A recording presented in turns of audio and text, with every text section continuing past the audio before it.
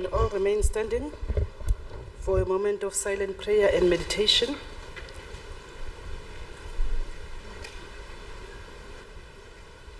Thank you. We can all be seated.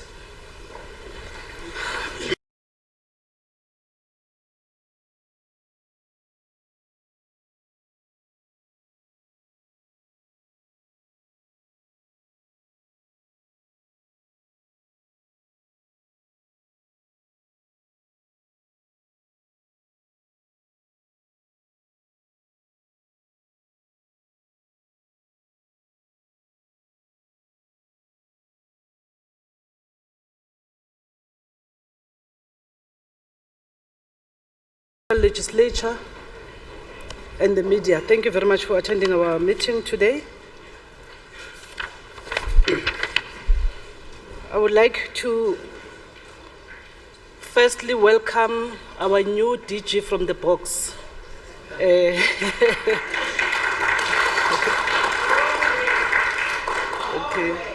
Her name is Phindinzimande Baleni.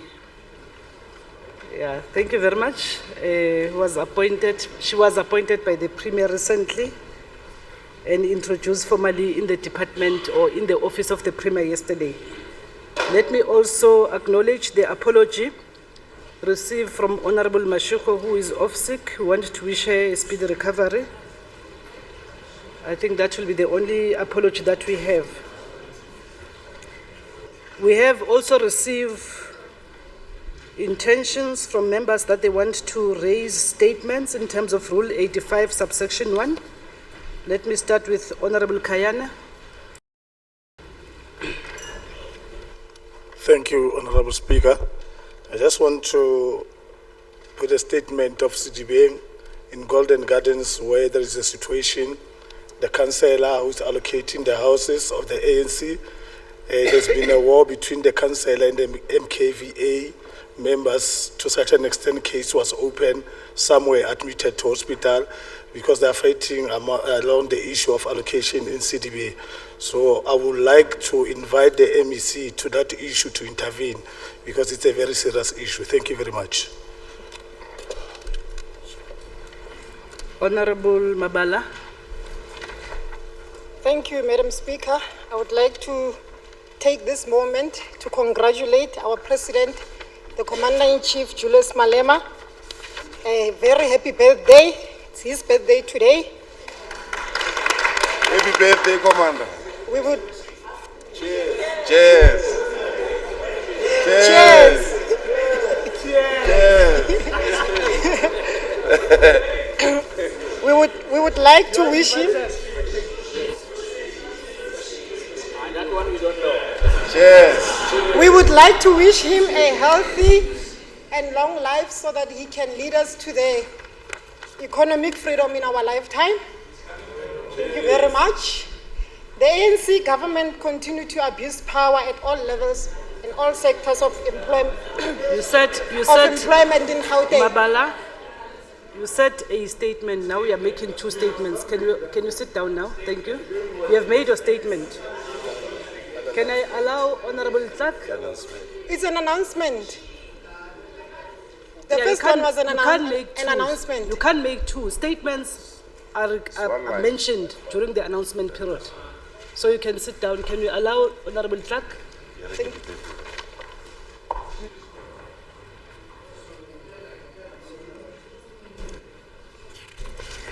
Thank you, Madam Speaker. On the 14th of January, with the opening of the schools, I visited Albert Lutuli Primary School.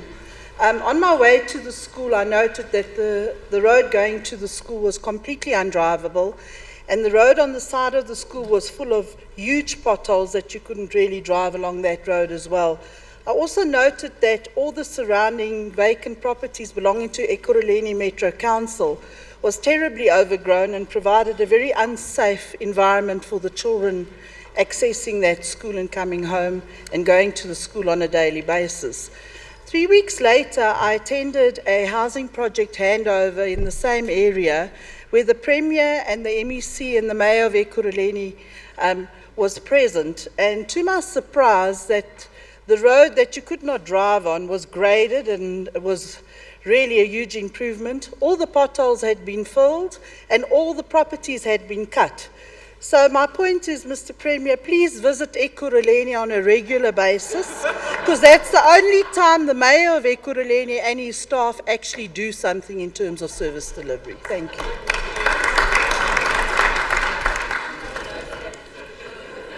Thank you, members. Let me request the Acting Secretary to read the order. Introduction of the Provincial Appropriation Bill, G001 of 2015. I now call on MEC Creecy to introduce the Gauteng Provincial Appropriation Bill in terms of Rule 226. Over to you, MEC.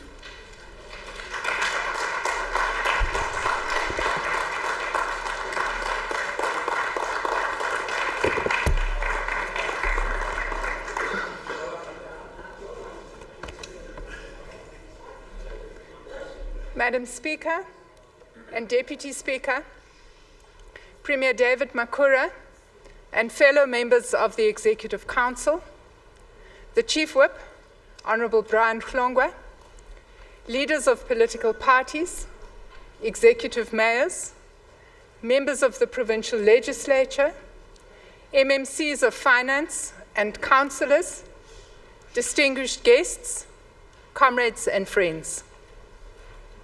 Madam Speaker, I am honoured to present to this esteemed House an important symbol of our democratic system, the first budget of our administration under the leadership of Premier David Makura. Madam Speaker, 60 years ago, on the 26th of June 1955, the Congress of the People met in Kliptown to adopt the Freedom Charter. In his world-renowned book, Long Walk to Freedom, the late former President Nelson Mandela described the Freedom Charter as a mixture of practical goals and poetic language. It captured, he said, the hopes and dreams of the people and acted as a blueprint for the liberation struggle and the future of the nation. It was, he argued, a revolutionary document precisely because the changes it envisaged could not be achieved without radically altering the economic and political structure of South Africa. Honourable members, it is common cause in this House that poverty, inequality, and unemployment remain enduring problems. Over the past 21 years of democratic transition, they have been ameliorated but not solved. In the ANC-led Gauteng City region, we are convinced that further progress requires a program of radical economic, social, and spatial transformation, as well as the reindustrialization and modernization of our province. Madam Speaker, last Monday, our Premier once again asserted his vision to transform, modernize, and reindustrialize Gauteng in order to build a seamlessly integrated, socially cohesive, economic inclusive city region, a leading economy in the African continent with smart, innovation-driven, knowledge-based, and sustainable industries, an accountable, responsive, transparent, and clean government, as well as an active citizenry.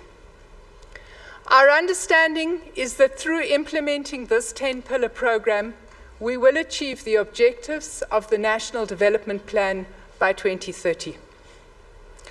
Last Tuesday evening, my colleagues in the Executive Council and I attended Izimbizo across Gauteng to share the Premier's 2015 message. In Kagiso Community Hall, where I was deployed, one person after another stood to offer their support for the plans outlined in the SOPA address, as well as implementing the program. Their impatience was exemplified by Mr. Sneha Konyana, who expressed his excitement at the planned development in the Western Corridor and said, "I have a few solutions up my sleeve, and I want to challenge our government to pilot them and realize the real economic transformation." I'm not saying that the government is off the mark at all. All I'm saying is, working together, we can achieve more. Honourable members, Mr. Konyana is here with us today, and I want to say to him with certainty that the ANC-led government I represent shares his impatience to begin concrete work on Premier's bold and exciting vision. The budget we table today is a public demonstration of our commitment to resource concrete plans. It represents more than just the formulation of numbers. Taken as a whole, the 2015-16 provincial budget is an index of this administration's values and the high priority we place on serving our people and building our province. Honourable members, during his speech last Monday, Premier David Makura shared with this House the structural challenges facing our city's region's economy, which include the exclusion of the majority of black people, women and youth from key sectors of the economy, the subdued role of the small enterprise and cooperative sector, the serious decline in the role of the manufacturing sector, the continued dominance of unskilled and semi-skilled labour over the skilled labour force, and the continuation of apartheid economic geography and spatial inequalities. This budget directly confronts the triple burden of poverty, inequality and unemployment by explaining how we intend to fund the 10-pillar program this year and over the medium term, thereby giving concrete expression to our program to invest in economic infrastructure as the key stimulator of growth, transform the apartheid spatial economy and human settlement patterns by integrating economic opportunities, transport corridors, and human settlements, strengthen the capacity of the state to direct economic development and enhance the competitiveness of strategic economic sectors, develop new modern innovation-driven industries in areas of high-tech, biotechnology, the green economy, and the blue economy, grow the small enterprise sector, and invest in education and skills development to change the skills profile of the people of Gauteng. Honourable members, the global economy is slowly but surely emerging from the deepest recession in more than 40 years.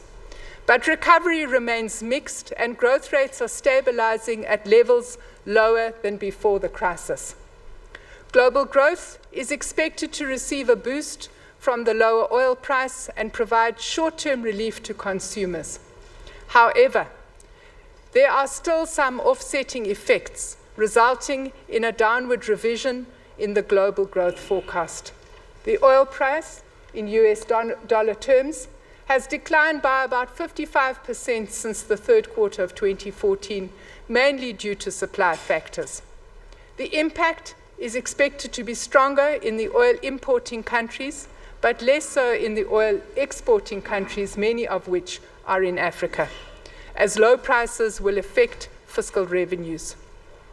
The International Monetary Fund expects global growth to reach 3.5% in 2015 and 3.7% in 2016.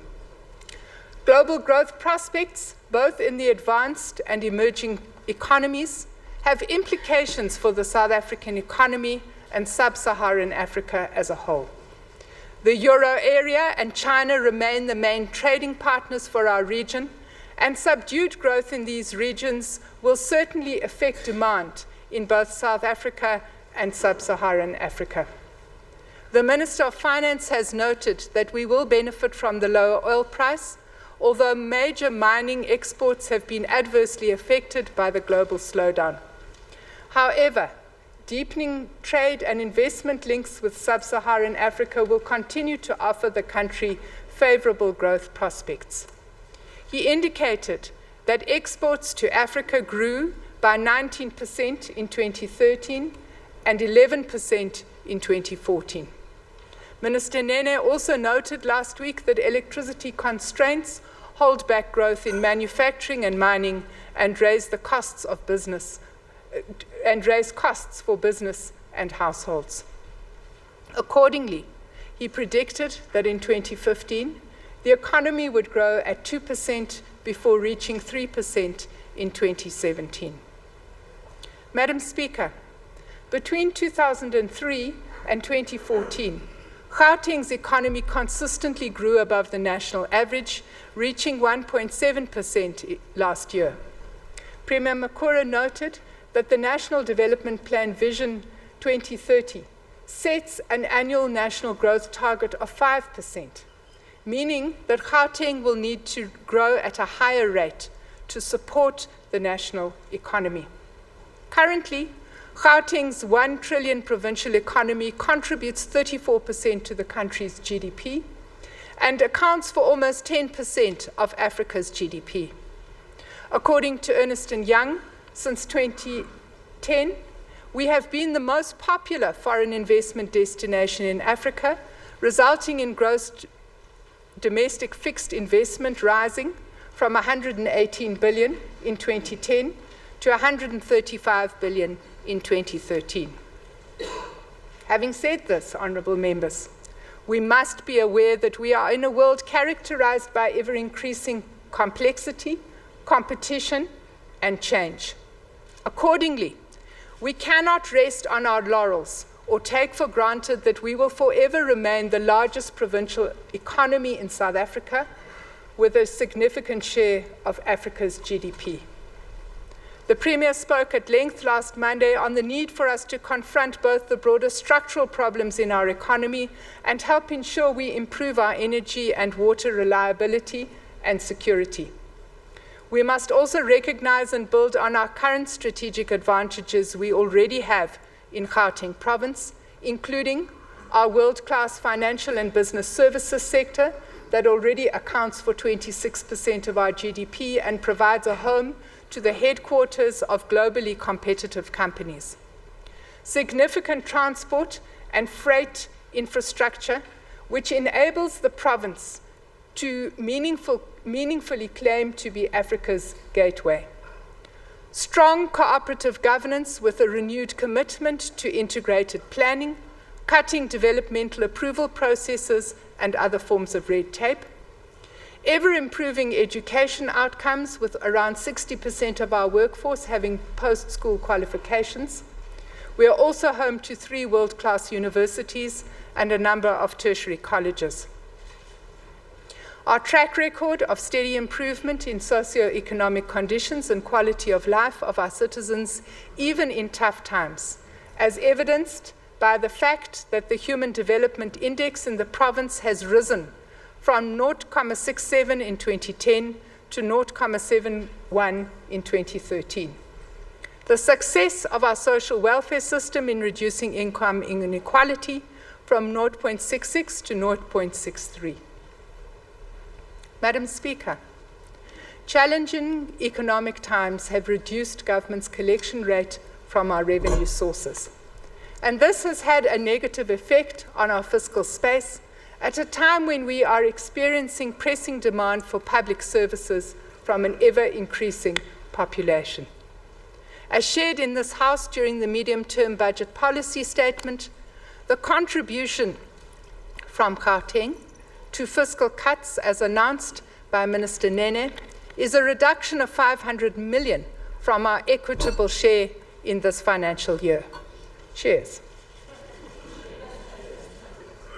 He has stressed that the aim is to ensure that the fiscus remains sustainable and rooted on the principles of both counter-cyclical intervention and long-term debt sustainability.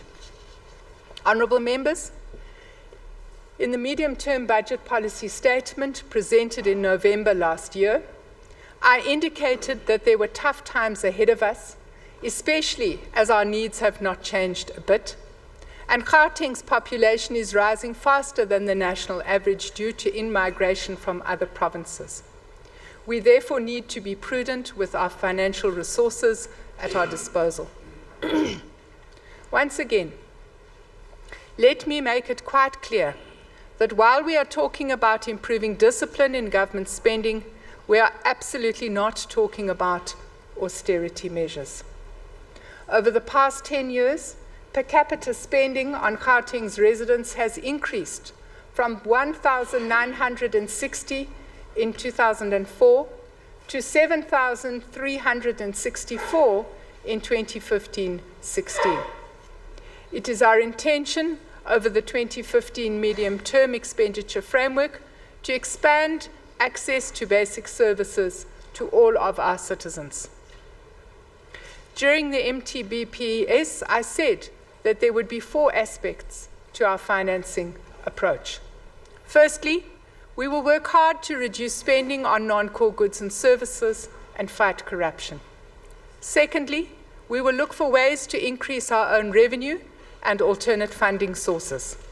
Thirdly, we will maintain spending on quality social services for our people. And finally, we will increase spending on infrastructure to give expression to the TMR and create work. Honourable members, in tackling this difficult task, I have been guided at all times by a principle borrowed from former Finance Minister Trevor Manuel, who noted in 2008 that government departments are accountable for taxpayers' money, which, he said, is not our money.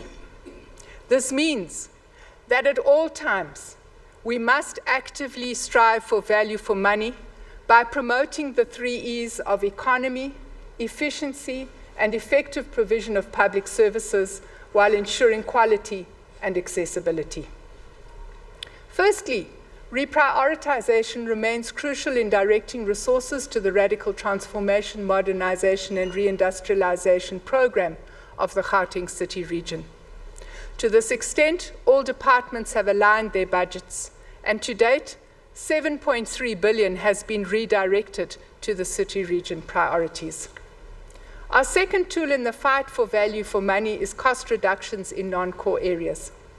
Today, I can report that in this budget, that cost reductions on those non-core programs are as follows.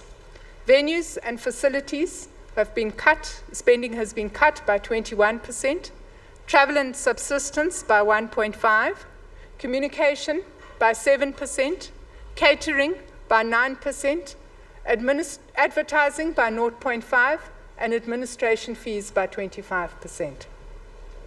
Our third tool for ensuring value for money is a well-performing supply chain management function that is crucial to achieving the strategic objectives and goals of any government institution.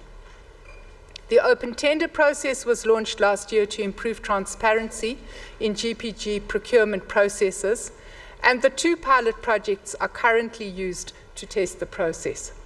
Before the end of March, we will conduct a public adjudication for the Cedar Road tender at the Germiston Council Chambers.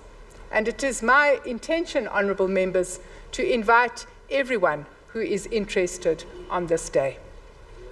Once we have concluded the 2 pilot projects, we will agree in the Executive Council how to implement this process across provincial government, starting with the big spenders, namely transport, health, education, and infrastructure development. Independent qualified auditors are currently working on the Cedar Road tender to enhance transparency, raise the level of compliance, and improve the integrity of the system for all future tenders. We are also supporting National Treasury in its quest to introduce some transversal contracts in order to benefit from the economies of scale in the procurement process.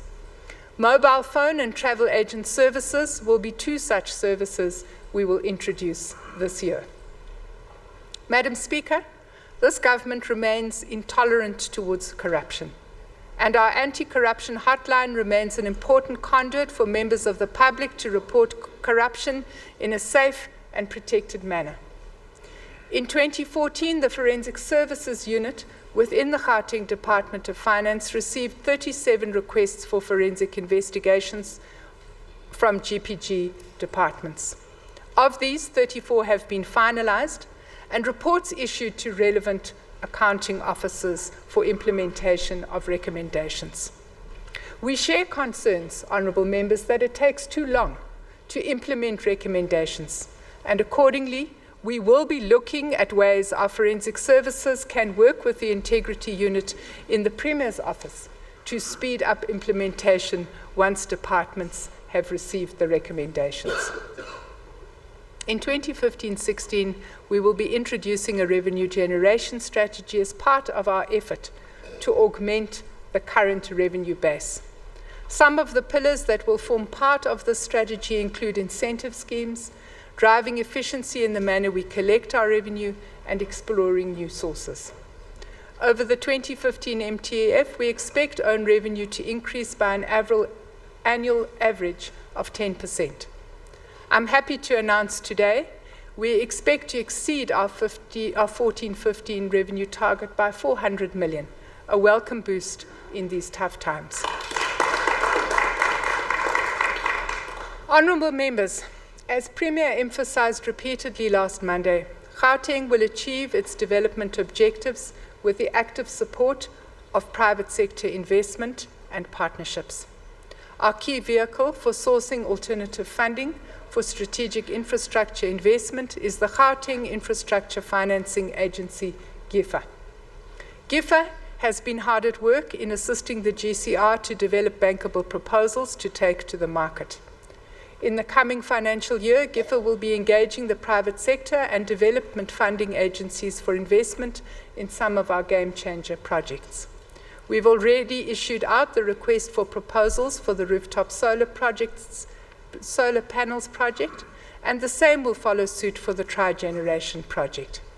The following projects will be included in our investment memorandum for potential investment: the Sedibeng, West Rand and City of Johannesburg Waste to Energy project, the freight and logistics hubs targeting Sedibeng, West Rand and Roslyn areas, the Gauteng ICT Smart City project in Nasrec, the Jewelry Precinct in Ekurhuleni, the Kopanong Precinct and the Gauteng Planning House. The Premier has announced the establishment of the Gauteng Infrastructure Coordination Commission, which will be responsible for the coordination of infrastructure development and investment programs across the city region. Honourable members, this year, the Gauteng Provincial Government is tabling a budget of 95.3 billion. Our fiscal envelope grows from 89.8 billion in the 14-15 financial year to just over 109 billion in the outer year of the 2015 MTEF. National transfers in the form of the provincial equitable share and conditional grants amounts to 73.5 billion and 17 billion respectively. Provincial owned revenue amounts to 4.5 billion and represents 5% of our budget. Madam Speaker, the reconfiguration of the city region is built around the understanding that regions within Gauteng are different with distinctive comparative advantage. Their success is dependent on each other. Our collective efforts weigh more than when we act as individuals.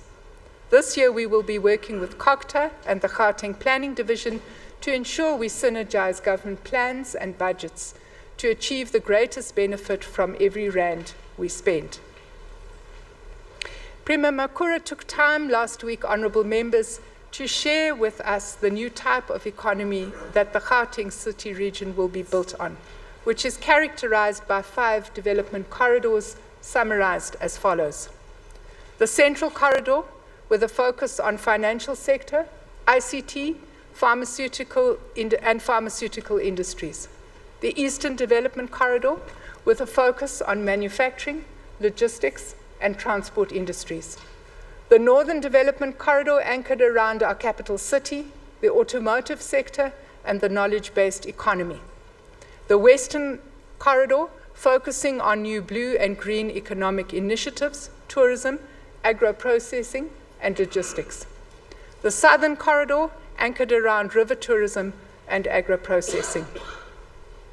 To ensure that these developments become a reality, our provincial contribution is summarized as follows.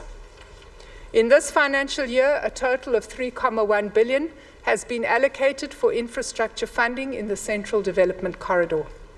Of the allocated budget, 979.9 million is set aside for human settlement. That includes provision of housing in Diepsloot, Vleurhof, Lion Park, Malibongwe Drive, Grootrandt, and Luffereng. Hostel upgrades in Alexandra, Meadowlands, Orlando West, Retabile, and Sipiwe. For you, Honourable Dlamini. As well as the rectification of houses in Kliptown. I'm so sorry, Member Mashego is not here. 789.9 million has been allocated for new schools and refurbishment of existing classrooms. 453.4 million has been allocated for rehabilitating and building new roads. 263.4 million for renovating and constructing new health facilities. And sports, arts and culture is allocated 195.7 million for the construction of the Gauteng Provincial Archives and completion of construction work for Drizek and Naturina community libraries, and 2 million to commence the Operation Mabaleng facility in Westbury. We are setting aside 10 million towards the development of the Eikenhof Agri Park, where 35 cooperatives will be afforded an opportunity to enter into commercial agriculture. Our provincial spend in the Eastern Corridor, honourable members, amounts to 2 billion rand. Human Settlement has set aside 983.9 towards the provision of housing units at Chief Albert Luthuli, John Dube Extension 2, Tsakani Extension 22, Germiston South, Leopold, Rietfontein, Clayside Extension 45, and the redevelopment of hostels in Springs and Tembisa. To improve access to quality education, 563 million will be spent towards the construction of new primary and secondary schools, including within the Thokoza area, Chief Albert Luthuli, and Langeville. The Department of Roads and Transport has set aside 112.9 for road upgrades. The Department of Health will spend 254 million on equipment and construction of staff residences at Telemorani Hospital and the rehabilitation of maintenance of health facilities across the region. A budget of 12.8 million has been set aside to complete both the Kingsway and Palm Ridge community libraries. And 18.2 million is allocated to social development for the construction at Mary Moodley Child Care Youth Centre in Benoni, upgrading of all social development facilities to adhere to Occupational Health and Safety Act requirements, and planning for the construction of early childhood development centres. Working together with the Ekurhuleni municipality, we will expand the Wattville Agri Park to ensure it reaches its maximum potential. 28 million is made available for the bulk infrastructure investment for the realization of the jewellery manufacturing precinct in the industrial development zone. We will spend 2 billion in the Northern Development Corridor. Human Settlements has allocated 964 million, of which 400 million has been set aside towards the servicing of stands, construction of houses through urban renewal, infill, and remedial work in Soshanguve, and servicing and construction of houses in Hammanskraal. The department will also prioritize the inner city regeneration projects in Winterveld and Vermeulen. Education has allocated 464 million towards the construction of schools and the provision of grade R classes. In this financial year, the Department of Roads and Transport has allocated 220 million in the Northern Corridor, of which 119 is set aside for the rehabilitation of roads. As part of maximizing revenue from the motor vehicle licenses and bringing government services closer to the people, the department has allocated 18.5 million for upgrading Temba and Mabopane driver license testing centers. 330 million has been set aside for the construction, upgrading, and maintenance of health facilities for the National Health Insurance Pilot Project. We have allocated 94 million towards the completion of phase 1 and 2 of the Women's Living Monument, and 6.4 million is allocated for completing construction work at Sokulume Heritage Centre. Social Development has set aside 63.1 million for social facilities in Hammanskraal, Winterveld, and Mabopane. In collaboration with the City of Tshwane, we will expand and maintain Soshanguve and Rooiwal agri-parks and use 2.1 million for upgrading and rehabilitation work at the Roodeplaat Nature Reserve. To further ensure the innovation and knowledge-based economy is supported in the Northern Corridor, 26 companies will be recruited for pre-incubation on the Maxim program at the Innovation Hub, while 16 will be enrolled for incubation. A further 100 individuals will also be trained through the Coach Lab program. 22.7 million is allocated for the Nissan Incubator and Simulation project. In the coming year, we will spend 1.4 billion towards the Western Corridor. The Department of Human Settlements has allocated 956 million in this region. 250 million for the planning and design of Saferfontein, phases 1 and 2, a development with the potential to deliver 60,000 units. We will continue construction at Kagiso, Extension 13, Chief Mokhali, Leratong, Khutsong South, Extension 1, 2, and 3, Kokosi, and bulk water reservoir at Drugenheuvel. I'm a bit droog. Over 200 million is set aside towards planning and construction of houses in Mohlakeng, Khutsong, Bakersdal, and Krugersdorp. 22.4 million will be spent on school rehabilitation in Fochville, Western Area, and Khutsong. Health has allocated 164 million towards construction work at Randgate Clinic, maintenance of existing clinics, and planning for the construction of 4 new clinics. 48.4 million has been set aside for the revitalization of Dr. Yusuf Dadu Hospital. The Department of Roads has allocated 197 million towards the construction and rehabilitation of roads in the corridor, and 14.5 million is set aside for the construction of a driver license testing center in Kagiso. The Department of Agriculture has set aside 10 million for 2 new agri-parks and the expansion of the Tarleton Agri-Park. The department has also budgeted for a new milling plant in Randfontein this year. The Department of Sports, Recreation, Arts and Culture will complete the Kokosi, Randfontein and Kagiso community libraries. To support tourism in the Western Corridor, the Gauteng Tourism Agency has budgeted 47 million for upgrades to Maropeng and the Cradle of Humankind this year. Just over 1.5 billion has been set aside for the Southern Corridor to provide houses, services, new schools, rehabilitation and upgrade roads, in particular the R82 Phase 2 between Walkerville and Vereniging, and maintenance and rehabilitation of health facilities. The Department of Human Settlement has set aside 892 million, of which 689 million will go towards the provision of houses and installation of services in Boykotsong, Golden Highway, Everton, Vereniging, Rotunda, and Savannah City. The Department of Agriculture will establish an agri-park linked to the township revitalization near Sebokeng, Zone 10 industrial area. Madam Speaker, over the next 3 years, both provincial and local spheres of government will combined spend just over 100 billion on physical assets and capital transfers in the city region. The province itself has allocated 38.2 billion for the delivery of infrastructure over the 2015 medium term.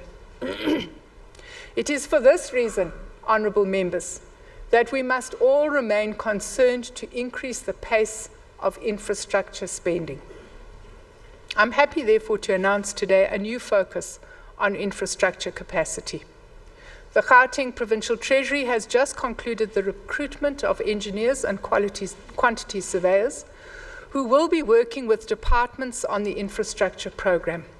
We're also happy to announce that the Department of Infrastructure Development structure has been approved by the Department of Public Service Administration, and we are confident that these two initiatives will help clear all the bottlenecks related to infrastructure delivery in this province. We do this, Madam Speaker, because infrastructure investment is a priority for this government as a determinant of economic development and growth. It allows us to expand provision of basic services, contribute towards economic growth, and strongly supports job creation. Madam Speaker, the Office of the Premier plays a leading role in transforming and modernizing the state and governance. The ambitious TMR program requires governments to work in an integrated manner which eschews the traditional silo approach. This necessitates better research, planning, monitoring and evaluation from the centre. 7 million rand has been set aside to kickstart this. Last year, the Premier launched the Ntirisano Service Delivery Rapid Response System. This is now being rolled out to all the municipalities across the province. The War Room, as it is known, seeks to institutionalize rapid response and proactive engagement with communities on local transformation, community development and service delivery on an ongoing basis. It has already intervened and resolved many complaints and disputes over the past 6 months. Over 2.3 million has been reprioritized to fund this program this year. As an activist government, we also understand that our people do not want to be passive recipients of services.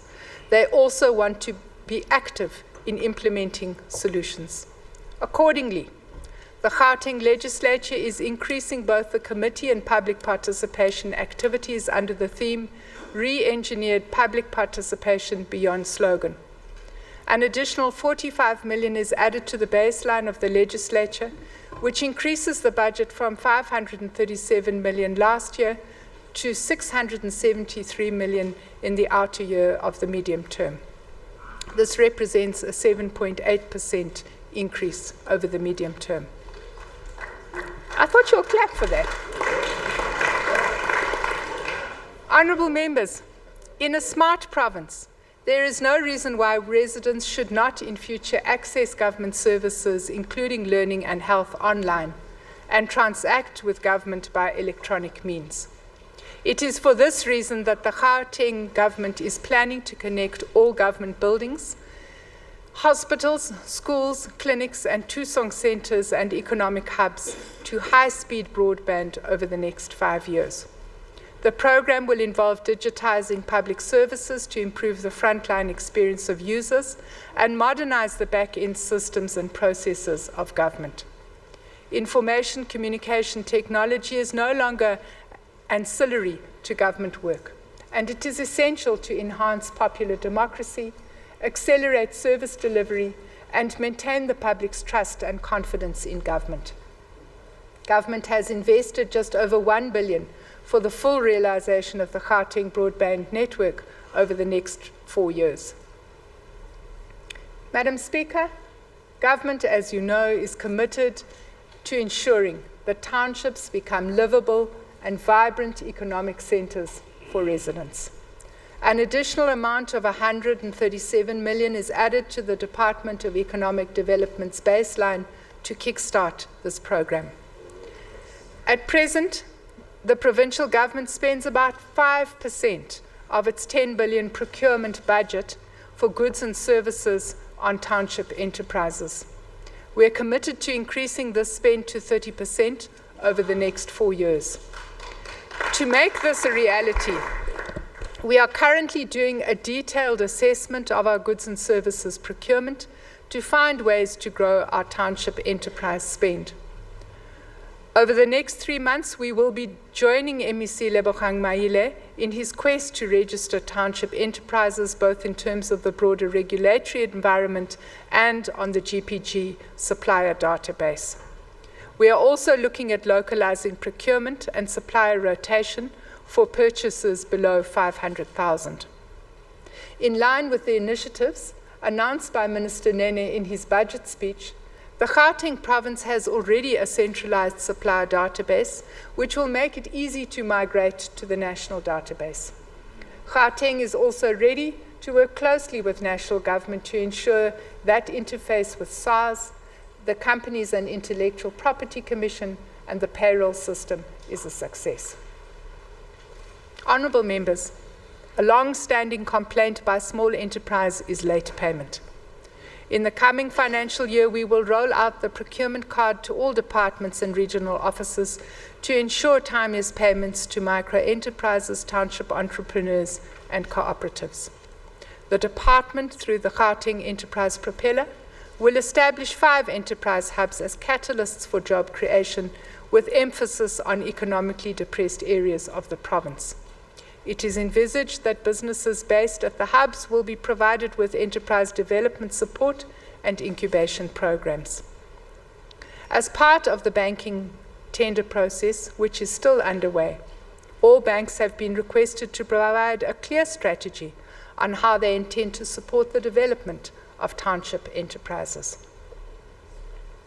Honourable members, a healthy population is a fundamental requirement for a smart, socially inclusive city region.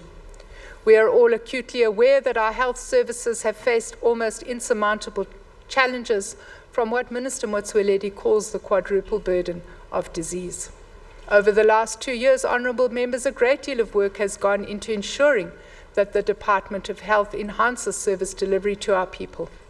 In the past 2 years, Treasury was mandated in line with Section 18 of the Public Finance Management Act to work together with health on various interventions with an emphasis on stabilizing the finances of the department.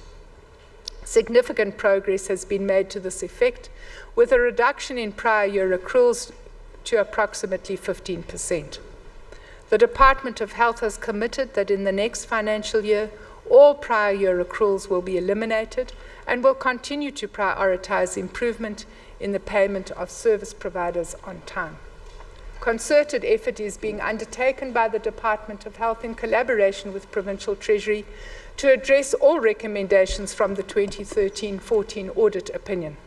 I have agreed with my counterpart, the MEC for Health, that appointment of key critical leadership positions is crucial for the success of the delivery of health services. We are confident that our efforts towards strengthening the health system's effectiveness will result in acceleration of social transformation for the benefit of Gauteng's residents.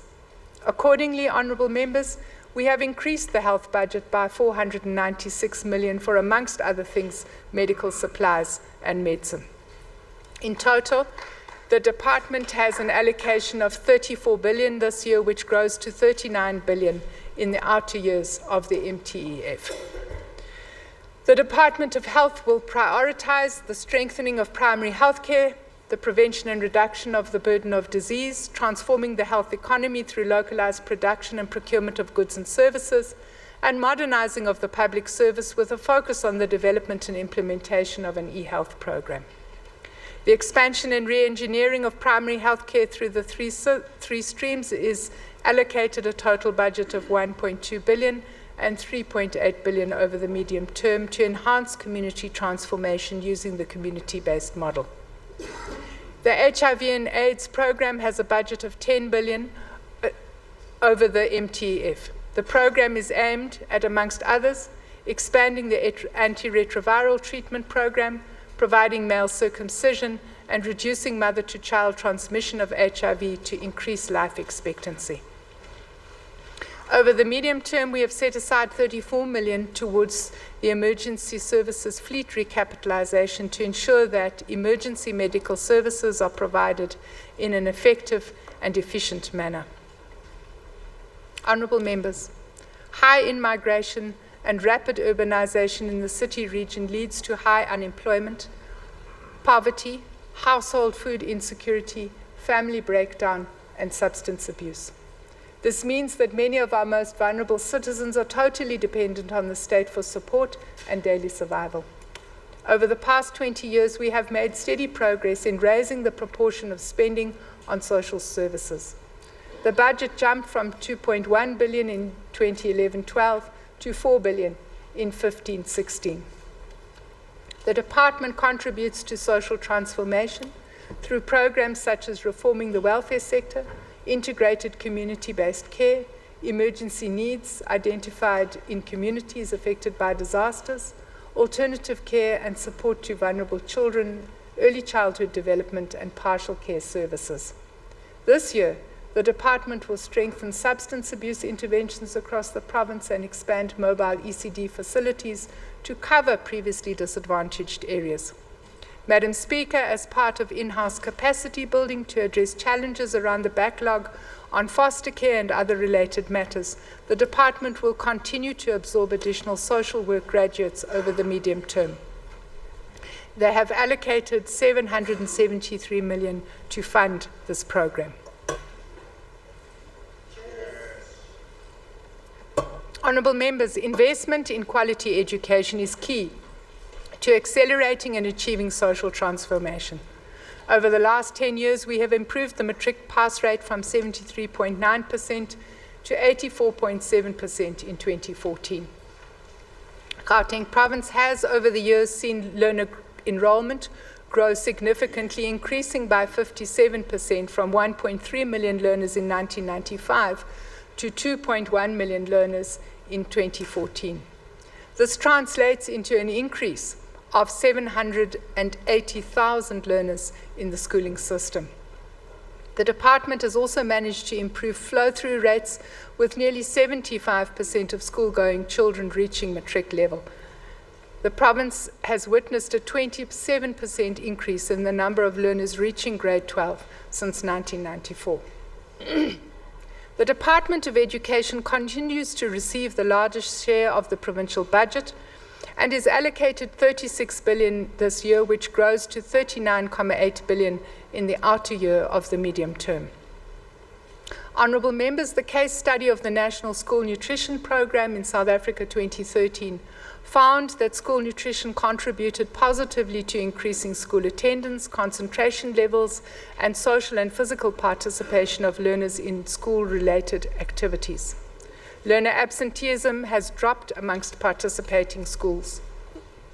In an effort to ensure that access to learning is indeed open to all, and to ensure that no child is unable to attend school as a result of hunger, particularly in some of our quintile 4 schools, 100 million has been added to the department's baseline for school nutrition.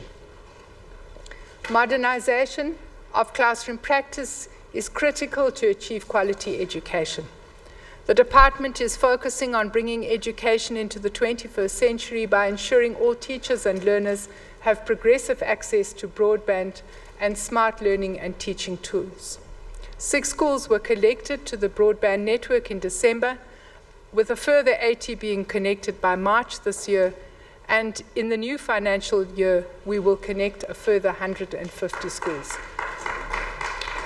Madam Speaker, we all know that success in Gauteng's education outcomes in turn will result in ever more learners migrating into the province. To deal with this increased demand, the infrastructure budget for education has been increased by 403 million, from 1.9 billion to 2.6 billion this year. Honourable members, high levels of youth unemployment remain a deep concern for all of us. In December last year, the Premier launched the SEPO 500,000 initiative.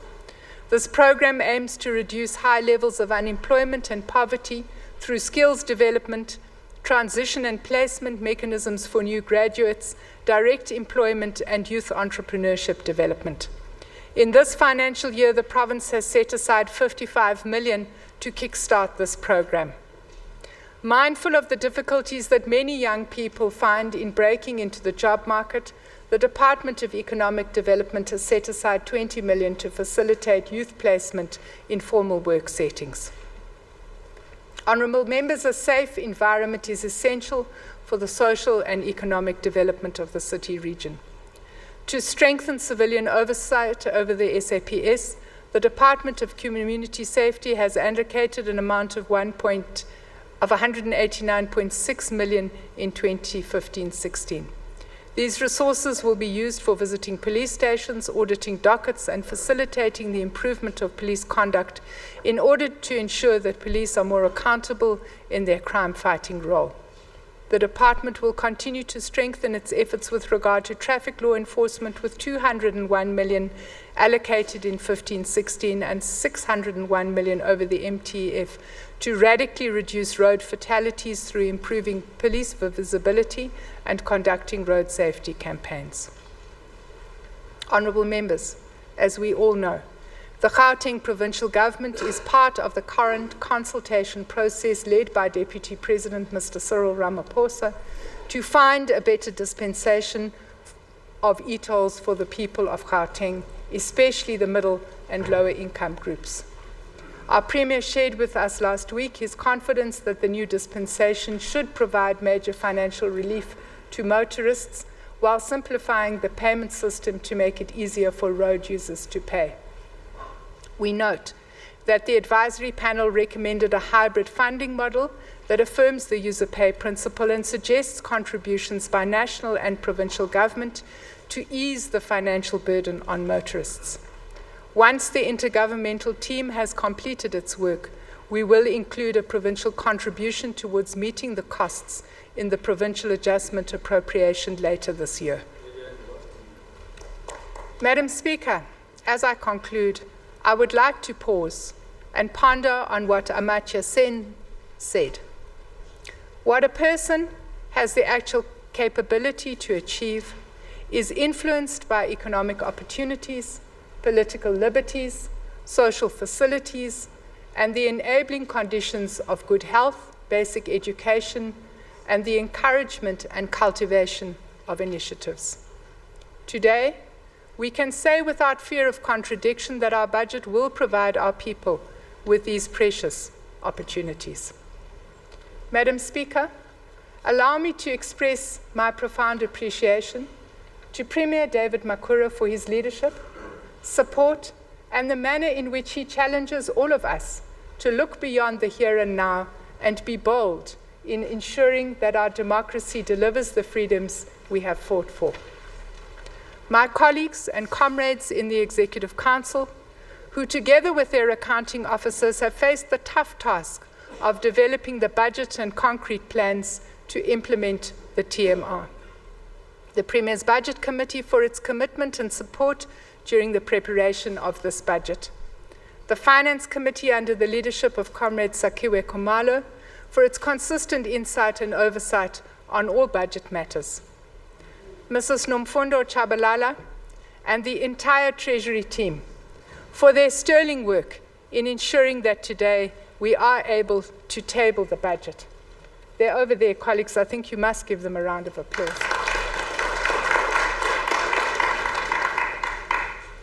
And last but not least, my son and daughter, whose never-failing love and sense of humor keep me sane and happy through all the tough times. They are with us in the gallery today. Up there. I am now tabling the following documents for consideration by this House. The Appropriation Bill for 2015, the explanatory memorandum to the bill, the estimates of provincial revenue and expenditure, estimates of capital expenditure, the socio-economic revenue outlook, and a copy of my speech.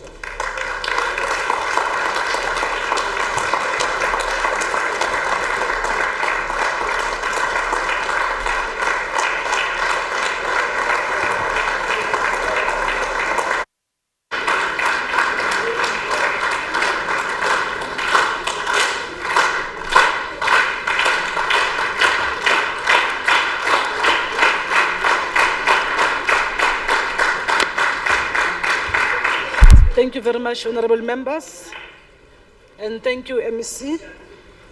That concludes the business for the day. I want to announce that we will have our next sitting on Tuesday, the 17th of March, 2015, at 10 hours. The House is adjourned. Thank you.